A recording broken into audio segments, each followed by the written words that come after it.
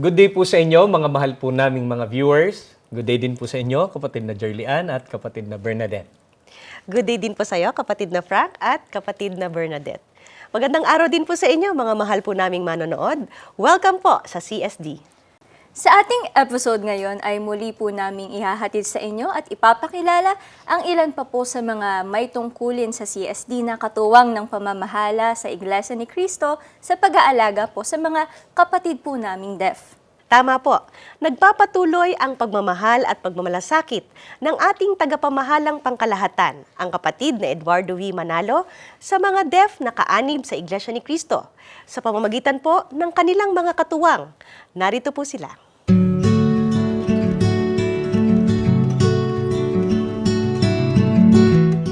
Ako po ngayon ay isang estudyante sa City of Malabon University. Graduating na rin po sa kursong Education. Ako din po ay isang teacher sa New Era University, CPSLI.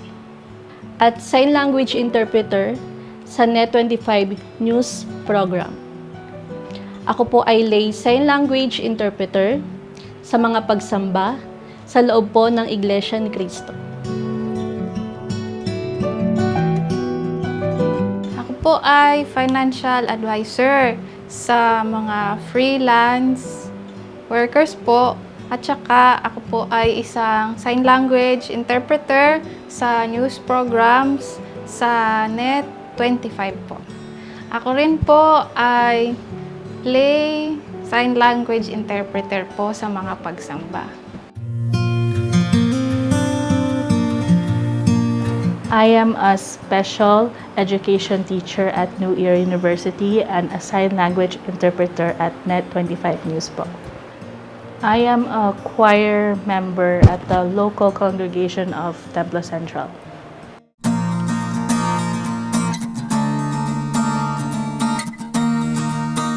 Kasalukuyan po, ako po ay coach sa International School Manila. Ang tinuturo ko po ay chess. Meron din po akong private tutorials na related din po sa chess. And also, ako po ay nagtuturo sa New Era University para po sa certification program for sign language interpreter. And bilang panghuli po, ako po ay sign language interpreter po sa Mata ng Agila na 25. Ako po ay nakatala sa lokal ng Templo Central, distrito ng Central. Ang tungkulin ko po sa lokal ay ako po ay mga awit. And sa CSD naman po, kasalukuyan ako ay trainee para po sa sign language interpreter sa ating mga pagsamba. Ang mga una ko pong tungkulin sa CSD, una po bilang katuwang sa mga CSD Unity Games. And kapag meron po tayong mga musical na evangelical mission po na aktibidad, ako po ay tumutulong para rin po maging sign language interpreter. Dati po, ako po ay kalihim at ngayon po ay Vice President po sa CSD sa amin pong distrito. Nagpasya po akong tumanggap ng tungkulin sa CSD dahil po nung unang beses po na sumama po ako sa mga aktibidad, which is yung CSD Get Together po. Nakita ko po yung kasiglahan at yung kasiyahan po ng mga kapatid po nating deaf. Bilang may tungkulin po sa CSD, marami po akong pwedeng gawin, kagaya na lamang po ng paggabay sa kanila, pagsama po sa mga aktibidad, at paghahanap pa po ng mga deaf na makakasama po namin sa loob ng Iglesia ni Cristo. When I was studying college, part of my curriculum was to learn basic sign language. So that was the start of my long journey in sign language. Years after, I continued to study through the CPSLI program, and I also wanted to help the deaf community through conversing with the deaf and helping them through sign language interpreting. The Church of Christ has an organization, the CSD, and through my knowledge in sign language, I wanted to help all the deaf brethren po. Ako po ay assistant katiwala po ng grupo po namin. Tsaka ako po ay officer po sa CSD. Ang ginagawa po namin bilang CSD officer po Kami po yung nagpapaalala sa mga kapatid po na deaf about sa mga aktibidad, sa mga pagsamba. Kami din po yung nagpapaalala po sa kanila or nagpapayo kung meron po silang problema po. Tinanggap ko po yung tungkulin kasi na ito po ang kasambahay is high school graduate lang po siya. Pero na-curious po ako kasi grabe po talaga yung skill po niya ng pagsa-sign language. Tapos sabi po niya sa akin, kaya mo din yan. Ang goal ko po kasi noon is para po yung amo po niya, yung pamilya pong sinisilbihan po niya, mapadala ko po sa mga monthly pulong po. Hanggang sa lumaon po, medyo mahabang panahon po bago ko nalaman na deaf po pala yun.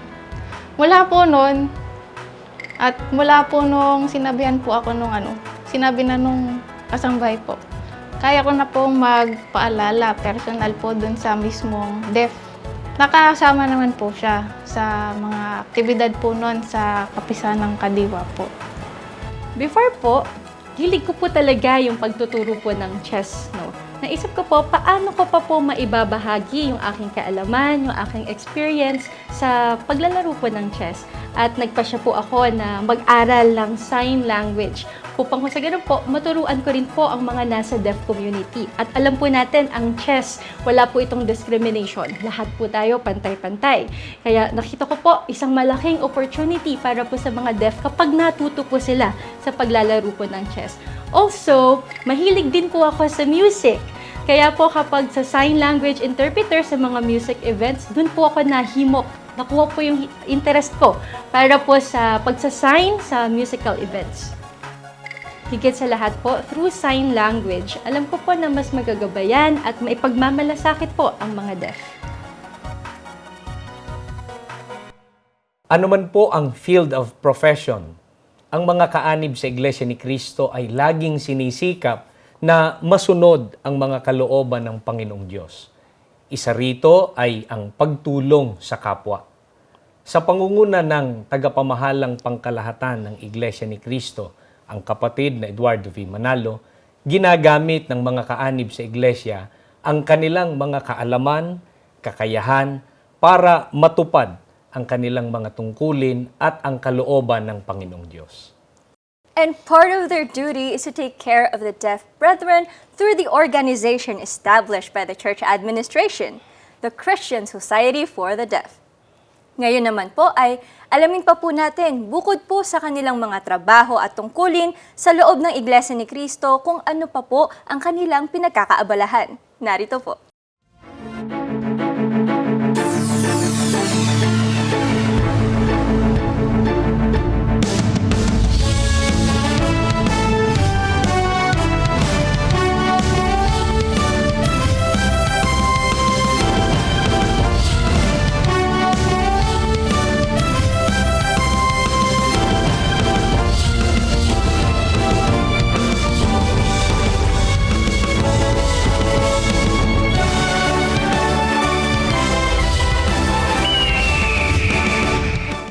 Simula po yun, sinabihan po ako na mag-send ng video po na kumbaga trial na pagsisenyas po about sa news.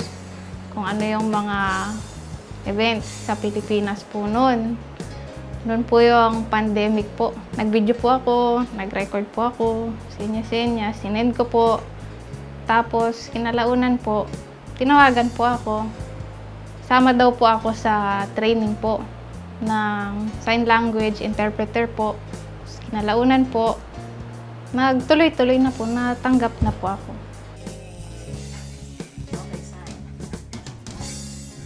Schedule po ng pagtupad po sa news po, interpreting. Nagbabari po siya, minsan po 3 times a week, minsan po 4 times a week po. Ako po ay maaga pong nagbabasa po or everyday po magbabasa po ako, magre-research po ako ng news, especially about politics po. Para po mas maganda po yung paggamit po ng oras. Agahan ko po sa opisina. Nakikinig po, habang nagme-makeup po, nakikinig po ako nung program po sa Ganang Mamamayan po yung title. Kasi lagi pong may mga komentarista po doon about kung ano po yung nangyayari po ngayon sa politics po. Tas madidinig ko na po yung mga word na ginagamit. Susulat ko po. Tapos i-research ko po siya kung ano po yung senyas po nun. Pinaka nakakaba po, pinaka mahirap, yung mga vocabularyng kailangan gamitin. If hindi familiar or hindi ko po alam, ang kailangan po, tatapangan ko po. Kailangan po, lalo po akong tingin sa sa camera or i-spell ko po siyang matindi. Yun po yung pinakakaba at pinag-aaralan ko pong ma-level up po. Kung sakali pong magkakasabay po ng schedule po, yung pagsamba, tsaka sa news interpreting po, ang pinaka-focus ko po, yun po, sa pagsamba po. Yun po yung mas high po, mas maagang paghahandaan po talaga. Sabi po nung iba po, sabi po sa akin, dati daw, hindi nila naintindihan yung sa balita. Tapos nung nagkaroon na po ng mga interpreter po, meron na po silang napapanood, aware na po sila. Naintindihan ko na kung anong nangyayari. Sa pamamagitan po ng CSD advisor sa amin pong distrito, sinabihan niya po ako na tumatanggap po ang Net25 ng mga bago pong sign language interpreter sa news program. Nung makapasa po ako sa training, nagsimula na po akong maging sign language interpreter sa Net25 News. Ang pagiging sign language interpreter po sa Net25 News program ay nakatulong po sa aking pag-aaral.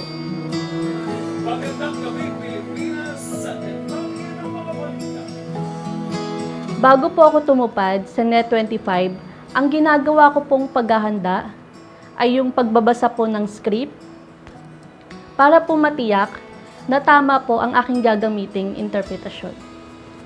Ang pinakamahirap po na part sa pag-i-interpret po ng live news program ay yung kapag kayong mga host po natin ay nagsasalita po or mayroon pong dialogue na wala po sa script.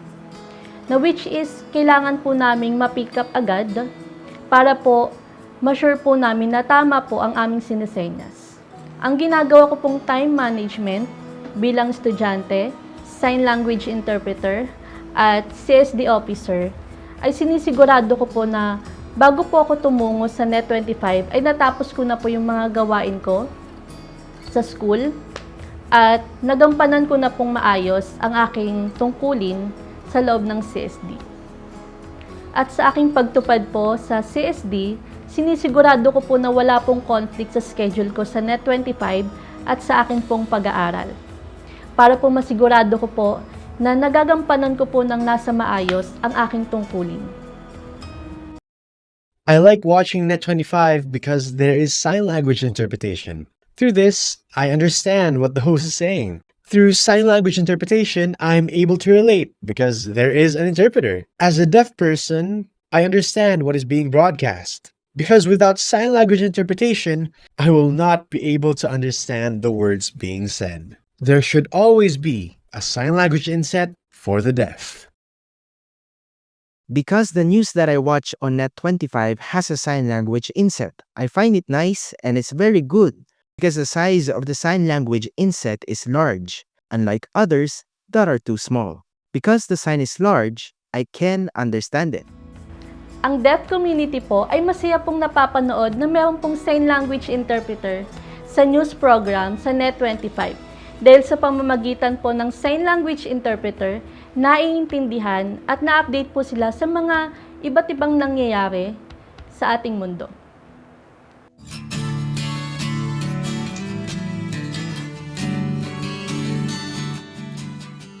Noon po, 2022, in-inform po ako ng aking kaibigan na sign language interpreter din po. Sabi po niya sa akin na ang NET25 daw po, kailangan ng sign language interpreter. And dahil nag-aral nga po ako ng sign language, ako po ay nag-apply bilang trainee po sa sign language sa NET25. Pagkatapos ko pong makapasa sa training, January 5 po, nagsimula po ako bilang sign language interpreter sa Mata ng Agila News.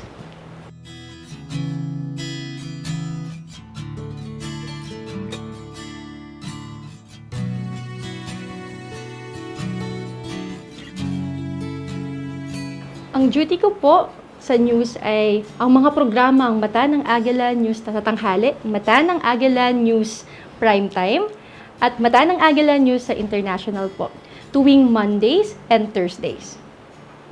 Mahalaga po bilang sign language interpreter ang pag-stretching, lalo kasi po marami pong in-spell na letters, numbers, napakahirap po mag-finger spell kapag wala pong stretching. And bilang paghahanda rin po, nire-review ko po yung mga places na bahagi po ng mga balita. Lalo-lalo na po kapag merong bagyo, marami pong mga tinamaan na lugar. Kailangan ko pong reviewin yung mga regions and different cities po na tinamaan ng kalamidad. Ang pinakamahirap po bilang sign language interpreter po ay tuwing nakaka-experience po kami ng mga bagong salita na may hirap. Sapagkat wala pa pong senyas. So, ang ginagawa ko po, binabase ko po kung ano po yung meaning na sinabi and kung ano po yung konsepto. At pagkatapos po, ini-spell ko po yung salita. Ang time management po sa pang-araw-araw ko pong gawa ay napakahalaga po.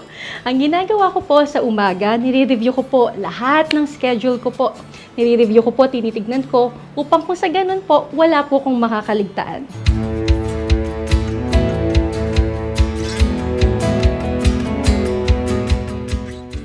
Meron po akong kaibigan na deaf, hindi po siya kaanib sa loob ng Iglesia ni Cristo. Kapag umuwi po ako sa Makati at nagkikita po kami, excited po siya. Masaya po niyang ibinabahagi sa akin na napanood niya daw po ako. And natutuwa siya kasi po nung bata pa daw po ako, hindi po ako marunong ng sign language. Kaya nung nakita niya po ako sa news, tuwang-tuwa po yung kaibigan ko. Ang sabi niya po sa akin, maganda daw po yung inset, malaki po, klaro, at naiintindihan niya na po yung balita. I have a friend who is also an interpreter at Net25, and she informed me that they needed additional interpreters po. So I joined the training, and after I was chosen to become one of the sign language interpreters po. I perform my duty as a sign language interpreter at Net25 2 to 3 times in 1 week at the Mata ng Agila Prime Time, which starts at 6 to 7:30 p.m. and also Mata ng Agila International from 9:30 to 10:30 p.m. If I have a schedule to perform my duty at Net25, hours before, for example, in the morning, I try to read different news which maybe will be included in the script for Mata ng Agila. After reading the news, I also visit signlanguage.iglesianicristo.net to learn additional vocabulary words. Also, I always pray to our Almighty Father so that He may help me as I perform my duty. In my experience as a sign language interpreter in live news, the difficult part was when my thought process was a bit slow. So I needed to train more, practice more. Also, another difficult part of interpreting is if the speaker says the news very fast. If that happens, I need to train myself to do my interpreting better. My priority is to always be able to perform my duty as a church officer. If I receive my schedule to do my duty at Net 25 and also as a teacher, I need to make sure that my priority is always my duty as a church officer. I am happy because I learned that my students see their teacher on TV interpreting the news, and they said it's so amazing, and they are also encouraged to continue to study sign language and hopefully in the future also become sign language interpreters. I am happy because I can influence them to continue to learn sign language. Kapatid na Jerlian, kapatid na Bernadette, hindi po ba kasama po nila kayo ng mga sign language interpreters? Tama po. Kami po ay kasama sa team ng sign language interpreters na tumutupad sa Net25. Ang pagkakaroon po ng sign language inset ay alinsunod po sa Filipino Sign Language Law. And based on that law, the deaf should have access to news and media interpreting. Ngayon naman po ay balikan po natin sila. Bukod po sa kanilang trabaho, sign language interpretation sa news programs ng Net25, ano naman po ang kanilang bahagi sa CSD? Narito po at muli po natin silang panoorin. Ang ginagawa po namin po sa lokal na aktibidad po para sa mga deaf po sa CSD, meron po kaming mga pagdadalaw sa mga deaf po. Meron din po mga monthly buwan ng pulong po. Meron din po mga monthly get-together po para po sa mga deaf. At saka po meron ding mga seminar, basic sign language seminar po para sa mga may tungkulin. Naobserbahan ko po sa kanila na masaya sila, at saka yung magkakapatid po, pag-iibigan po, talagang close po ba? Lalo pong nagiging close po yung mga kapatid po nating deaf, tsaka po yung mga hearing po. Ang gampanin po ng Vice President sa CSD sa aming distrito ay nangunguna po sa mga aktibidad.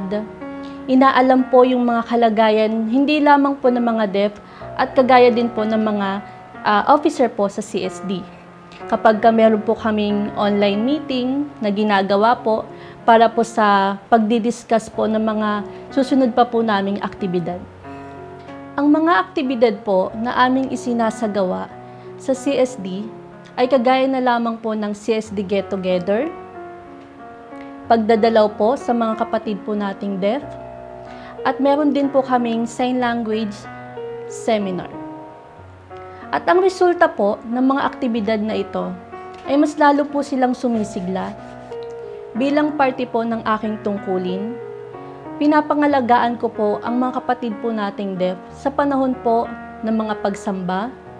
Inaalalayan po sila at lagi pong sinasamahan sa mga aktibidad. Hindi lamang po sa loob ng Iglesia ni Cristo, gayon din po sa kanilang personal na buhay.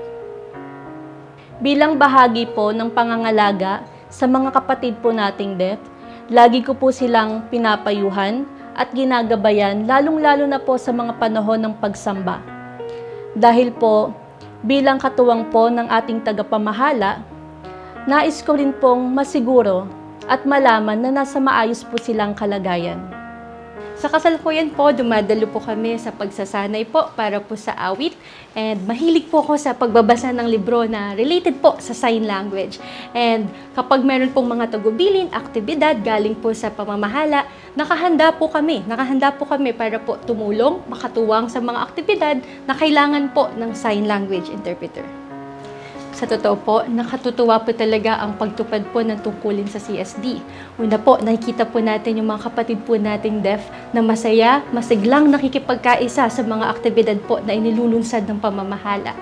And nararamdaman po nila ang sense of belongingness. Hindi po discriminated, lahat po ay nagkakaisa sa loob ng mga aktibidad sa Iglesia ni Cristo. At ito po ay nakapagdudulot po ng lalong ikatatatag ng kanilang pananampalataya. I was able to perform my duties as a sign language interpreter in the different activities in the Philippine arena. For example, po, the 110th anniversary concert and also the EGM at 100 anniversary concert po. And also the National Rally for Peace. Through the different activities, they met new deaf brethren, and through the activities, their faith was strengthened.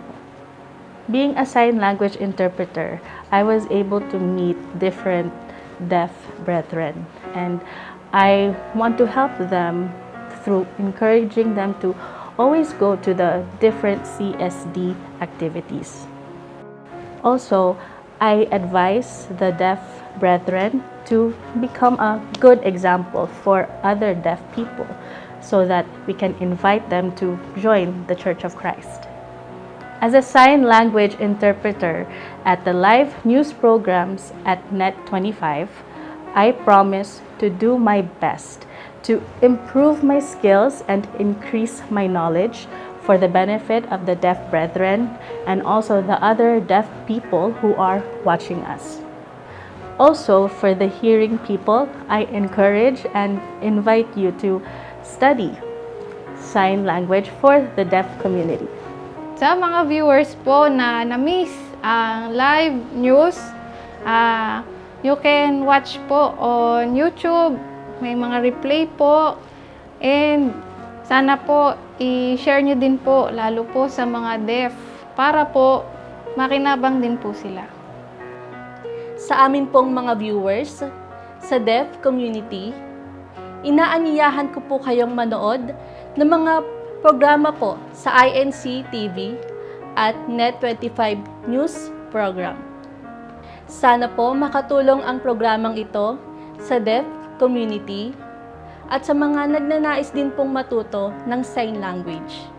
Sa lahat po ng mga manonood at supporters, naway patuloy po ninyong panoorin at suportahan ang mga programa sa Net25 at INC TV. Lalong-lalo na po yung mga programa na mayroong sign language, katulad ng CSD, Mata ng Agala News, at naway matuto rin po kayo ng sign language upang kung sa ganon makatulong po sa deaf community. Nakita po natin sa kanilang interview na kahit na abala po sila sa kanilang mga trabaho o pag-aaral ay mayroon pa rin po silang panahon sa paggabay sa mga deaf at mga differently abled. Hindi po matatawaran ang kanilang pagmamalasakit at ito po ay dahil sa inspirasyon na naibibigay ng tagapamahalang pangkalahatan ng Iglesia ni Cristo, ang kapatid na Eduardo V. Manalo. Siya po ang pangunahing nagmamahal at nangangalaga sa lahat ng mga kapatid sa Iglesia ni Cristo. Maraming salamat po sa inyo, kapatid na Jerlian at kapatid na Bernadette. Maraming salamat din po sa inyo, mga mahal po naming mga viewers. Maraming salamat po kapatid na Frank at kapatid na Bernadette. Sa mga nais pong mag-aral at matuto ng sign language ay i-download nyo lamang po ang aming app, available through Android and iOS. Nasa 8,000 words po ang pwede nyong matutunan sa app na yan. At para po kayo ay patuloy na maging updated sa mga events and activities ng CSD, i-follow nyo lamang po ang aming Facebook page. Ganon din po ay i-follow niyo po kami sa Instagram. Just type CFO_CST. At kung may na-miss po kayo na episode ng CST, mag-subscribe lang po kayo sa aming YouTube channel sa INC TV/Christian Society for the Deaf. And don't forget to like, subscribe, and share our posts too. At para naman po malaman ninyo ang iba't ibang mga aktibidad ng mga kapatid po naming deaf at ang mga proyekto para sa kanila, ay isearch nyo lamang po ang website ng Iglesia ni Cristo para rito. Just type signlanguage.iglesianicristo.net. Sa aming mga kababayang deaf at sa inyong pamilya, sana ay patuloy po ninyong tangkilikin ang programang nilikha para sa inyo. Ito po ang Christian Society for the Deaf.